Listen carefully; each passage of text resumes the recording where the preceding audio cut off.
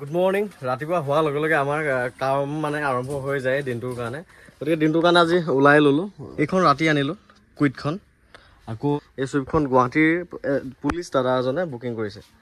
গাড়ীখন চলোৱা নাই যে পাছত পৰি আছে। চ' বুকিং কৰিছে গাড়ীখন। কালি মই ডেলিভাৰী দিব যাব লাগিব। গতিকে মানে কি এই ফগ লেম্প দুটা নজ্বলা হৈ আছে, সেই দুটা ঠিক কৰি দিওঁগৈ। তাৰপিছত ইয়াতো LCD লগা আছে। LCDটোৰ মানে কেমেৰাটো লাগিয়ে আছে এইটো, কিন্তু কেমেৰাৰ লাইনটো অকণমান অসুবিধা হৈ আছে নেকি। কেমেৰাত মানে কেমেৰাটো নাহে ধৰক ডিছপ্লেখনত।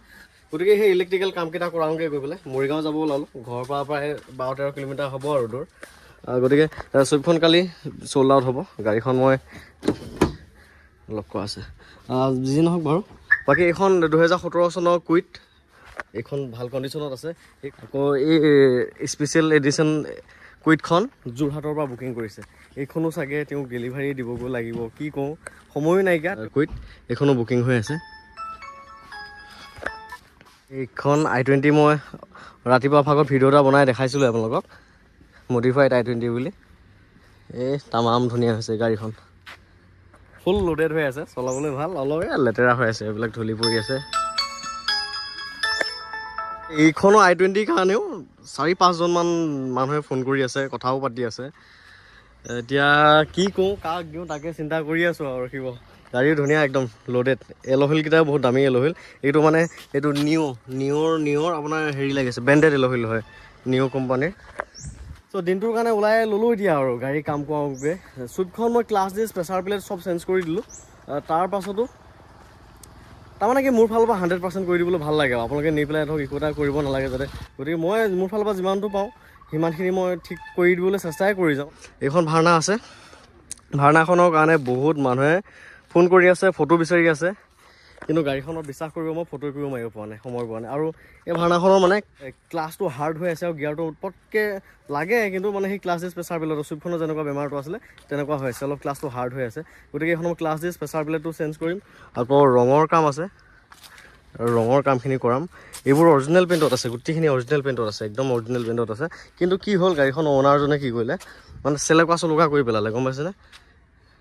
ধৰক এতিয়া এইখিনি ধৰিব পাৰিছেনে, এইখিনি জেগাত ধৰক স্কেচ এটা আছিল দেই, এইখিনি বা এই টুকুৰাটো দেখিছেনে, স্প্ৰে মাৰি দিছে, মানে বটল স্প্ৰে মাৰি দিছে। সেনেকৈনো কাম কৰে নেকি। আৰু ক'লাকৈ এনেও হাইলাইট হৈ যায় না কালাৰটো, হোৱাইট চাইড হ'লে মিলি যায়, কিন্তু ক'লা গাড়ী যে অলপ হাইলাইট হৈ যায়গৈ। গতিকে এইখন গাড়ী মই কামখিনি পাৰফেক্ট কৰিহে দিম দিয়ক, কাৰণ গাড়ী এখন নি আপুনিও গেৰেজলৈ গৈ থাকিবলৈ ভাল নালাগিব নহয়।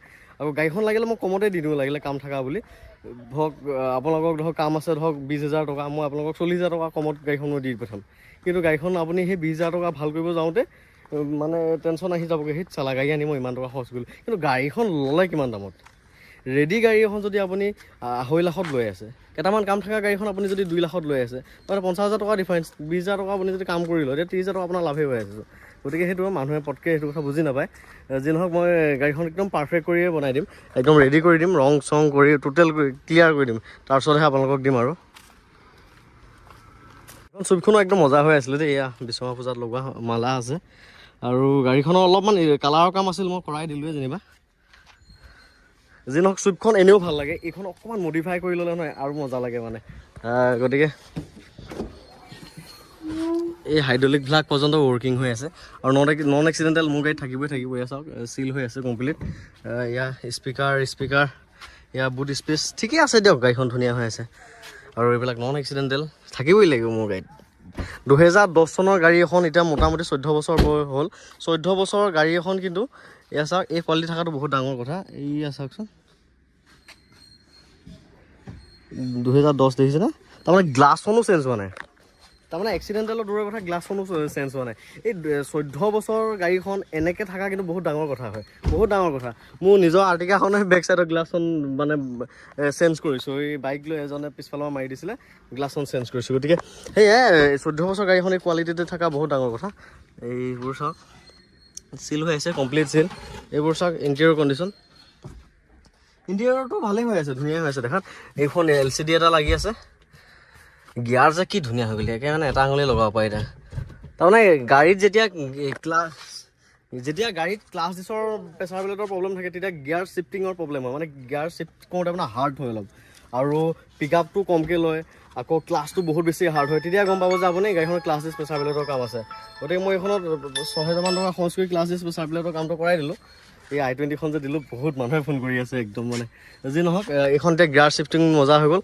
মেট লগাব লাগিব, গ্লাছ 2010 লিখা আছে দেখিছেনে, চেঞ্জ নাই। ফ্ৰণ্টৰ গ্লাছখন পৰ্যন্ত চেঞ্জ নাই, দেখিছেনে 2010 চনৰ হয়। কিন্তু এটা স্ক্ৰেচ মানে এটা লাইনিং এটা আছে গ্লাছখন, এইটো ফাটা লাইনিং এটা দিছেনে, এইটো ধৰিব পাৰিছেনে কেমেৰাত, এইটো চৰি এইটো এনেকৈ লাইনিং আছে। এইটো মানে চলাই থাকিলে বেছি বহলি নাযায়, কাৰণ ইয়াৰ লাইনিংটো বেলেগ। ই আহি পেলাই এনেকৈ টাচ হৈছে। গতিকে কোনো কথা নাই, এই চলাই থাকিব পাৰিব। গ্লাছখন অৰিজিনেল গ্লাছে হয়, আৰু এনেও গ্লাছখন মানে কেতিয়াবা ৰানিঙতো ভাঙি যায়গৈ, এই ট্ৰাকৰ শিলগুটি লাগে, এইটো ইমান ডাঙৰ কথা নাথাকে। গতিকে কমপ্লিট চিল হৈ আছে, নন এক্সিডেণ্টেল। আৰু ইঞ্জিনৰ চাউণ্ড কি মজা, মই আপোনাক ষ্টাৰ্ট কৰি শুনাম, যাব হ'লে বাৰু। ইঞ্জিনৰ যে চাউণ্ড কি স্মুথ হৈ আছে নহয়, ইঞ্জিনৰ চাউণ্ডটো শুনক,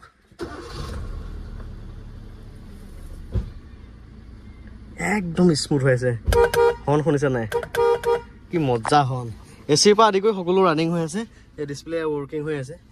যি নহওক দাদাজনক মই দিলোঁ গাড়ীখন মানে কি, তেওঁ মোৰ লগত বহুত দিনৰ আগৰ পৰা গাড়ীৰ কাৰণে লাগি আছিলে, আৰু মই এটা সম্বন্ধ ৰক্ষা কৰিবৰ কাৰণে গাড়ীখন তেওঁক দিছোঁ। মোৰ ফালৰ পৰা ধৰক 100% মান কৰি দিয়া নিচিনা কৰি দিছোঁ, আৰু যিমানখিনি মই তেওঁক কৰি দিছোঁ।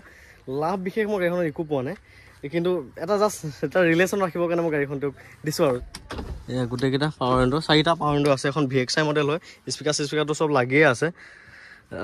মৰিগাঁও যাওঁ এতিয়া, ওলাই ল'লোঁ যাবলৈ মৰিগাঁও। এই ৰ'দডাল যে কি ভয়ংকৰ ৰ'দ দিছে নহয়, বা গোটেই কাপোৰ তিতি গৈছে। যোৱাকালিও মানে কি হ'ব, ক'লা মানুহৰ কাৰণে ইমান গৰম লাগে নেকি নাজানো আৰু। যি নহওক মৰিগাঁও যাব ওলালোঁ। গাড়ীখন ভাল লাগিছে দেই দেখাত, ধুই দিলে আৰু ধুনীয়া লাগিব। এই লাইটকেইটাও অকণ মানে হালধীয়া টাইপ হৈ আছে, কি কৰোঁ এতিয়া। ক'ৰবাত ছেকেণ্ড হেণ্ড লাইট পোৱা যায় নহয়, পালে লগাই দিম নেকি, তাকে চিন্তা কৰি আছোঁ। কাৰণ নতুন কিনিবলৈ মানে মোক নহ'বগৈ, নিমিলিবগৈ। যদি পাওঁ লগাই দিম, যদি নোৱাৰোঁ উপায়তো নাই। দাদাজনক ক'ম আৰু আপুনি এটা লগাই লওঁ বুলি। কি ভয়ংকৰ গৰম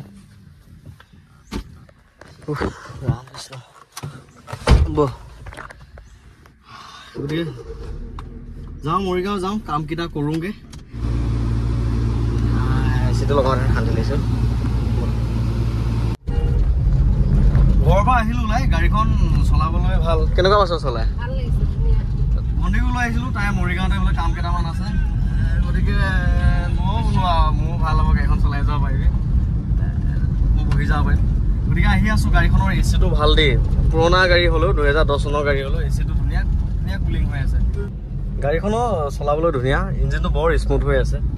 যোৱাকালি মই মোৰ কুইটখনৰ এচি কামটো কৰালোঁ, এচিটো ৱৰ্কিং হৈ থকা নাছিলে। তাৰপিছত কাষ্টমাৰজনে ক'লে দাদা এচিটো ঠিক কৰাই দিয়ক। ময়ো ভাবিলোঁ এই গৰমত এচিটো নহ'লে মানুহে কেনেকৈ গাড়ী চলাব। গতিকে এচিটো ঠিক কৰালোঁগৈ। এচিটো যেতিয়া আপুনি গাড়ী এখন ছেকেণ্ড হেণ্ড গাড়ী এখন যেতিয়া আপুনি এচিটো ৱৰ্কিং পায় নহয়, এইটো আপুনি লাকত পাইছে বুলি ভাবি লওক। মানে এইটো বহুত ডাঙৰ কথা। এই ছেকেণ্ড হেণ্ড গাড়ী যদি এচিটো ৱৰ্কিং হৈ থাকে, তাৰমানে আপোনাৰ বহুত টকা বাচি আছে। এচিটো এনেকুৱা বস্তু, আপুনি 700 টকাত গেছ ভৰালেও ঠিক হৈ যাব পাৰে, নহ'লে আপুনি ধৰক 20,000 টকা খৰচ কৰিবলগীয়া হ'ব পাৰে। গতিকে এচিটো তেনেকুৱা বস্তু। গতিকে মোৰ এই কুইটখনৰ এচিটোৰ প্ৰব্লেম আছিলে গেছৰ কাৰণে নহয়, প্ৰব্লেম আছিলে কম্প্ৰেছাৰৰ। কম্প্ৰেছাৰ একচুৱেলি নতুন নলগালেও ৰিপেয়াৰিং কৰিব পাৰে। মই কম্প্ৰেছাৰটো ৰিপেয়াৰিং কৰিলোঁ, 7,000 টকা খৰচ হ'ল।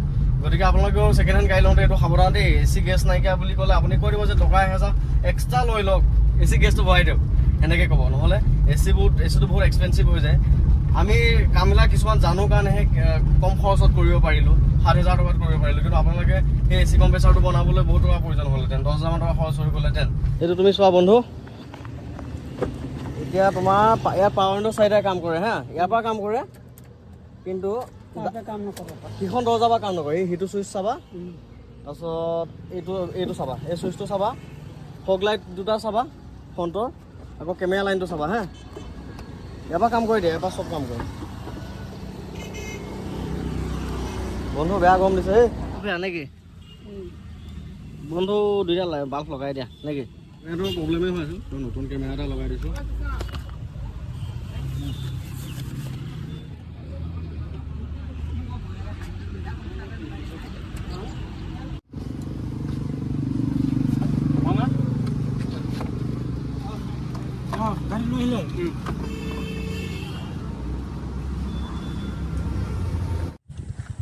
গাড়ী কাম কৰোঁতে কৰোঁতে ৰাতিয়ে হৈ গ'ল দিয়ক। দিনতে আহিছিলোঁ, ৰাতিয়ে হৈ গ'ল। এনেও গাড়ী কাম কৰিলে সোনকালে যাব নোৱাৰি, দিনটো লাগে। কি কাম কৰিলোঁ বুলি মানে এই বেক লাইটটো, এই লাইটটো নজ্বলা হৈ আছিলে, মানে বেক গিয়াৰ লগালে, সেইটো ঠিক কৰিলোঁ। কেমেৰাটো প্ৰব্লেম হৈছিল, কেমেৰাটো লগালোঁ, নতুন কেমেৰা। আকৌ এইটো লাইটো বাল্ব লগাই দিলোঁ। তাৰপিছত ইণ্টেৰিয়াৰ চাওক, কেমেৰা ৱৰ্কিং হৈ আছে। এয়া চাওক ৰাতিৰ ভিউ, গোটেইকেইটা লাইট জ্বলি আছে, 6টা লাইট জ্বলি আছে। তলৰ ফগ লেম্পকেইটা প্ৰব্লেম আছিল, সেইকেইটাও মই ঠিক কৰি দিলোঁ। আৰু ধেৰ খৰচ হৈ গ'লগৈ। ফগ লেম্পকেইটাত গ'ল মোৰ 700 টকা, প্লাছ কেমেৰাটোত গ'ল 1200 টকা, তাৰপিছত 7 12 1900 টকা। আকৌ বেগৰ ক্লিপাৰ চাউণ্ড আছিলে, ক্লিপাৰ চাউণ্ডটো মাৰিলোঁ 200 টকা, 19 2 2100 টকা। মেকিং ল'লে 700 টকা, 21 7 2800 টকা খৰচ হ'ল। খুচুৰা মুচুৰা কামকেইটা কৰোঁতে মোৰ 2800 টকা খৰচ হ'ল। লাইটৰ বাল্ব চাল্ব ইটো সিটো মিলাই আৰু চ' একো নাই, গাড়ীখন ধুনীয়াকৈ বনাই দিছোঁ।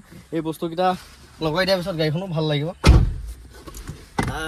গতিকে সেয়া আৰু দাদাজনৰ কাৰণে কামকেইটা কৰি দিছোঁ মই ধুনীয়াকৈ, তেওঁনি সুখেৰে চলাই থাকক আৰু। আকৌ তেল ভৰালোঁ 500 টকা, এইটোতো ধৰিবই লাগিব দিয়কচোন। খোৱা বোৱা খৰচটোতো আছেই আছে, গাড়ীখন লৈ আহিলেতো এটলিষ্ট 200 টকা হ'লেও খোৱা বোৱা খৰচ এটা থাকে, দিনটো আছোঁ যিহেতু। বেছিয়ে হৈছে কাৰণ ভণ্টিও আহিছিলে, তাইকো খুৱাবলগীয়া হৈছে। তাই আকৌ বজাৰ পাতি গ'লে কিবা কিনি যি নহওক সেইখিনি খৰচ হ'ল। আকৌ পাৱাৰ উইণ্ডো মানে কি ড্ৰাইভিং ছাইডৰ পৰা গোটেইকেইটা কণ্ট্ৰল হয়, ঠিকেই আছে, কিন্তু মানে দৰ্জাত, 2খন দৰ্জাত তাত চুইচ দবালে গ্লাছটো নুঠা হৈ আছিলে, সেইটোও ঠিক কৰি দিলোঁ। সেইটো ধৰক মোক এনেই ঠিক কৰি দিয়া নিচিনা, ধৰক আমি নিজে সদায় কাম কৰি থাকোঁৱেই যিহেতু। এতিয়া কালি গাড়ীখন ডেলিভাৰী দিমগৈ আৰু। চ' দিনটো এনেকৈ পাৰ কৰিলোঁ। ভিডিঅ'টো ইমানখিনি আছিল, শেষলৈকে চাই কাৰণে বহুত ধন্যবাদ। Thank U.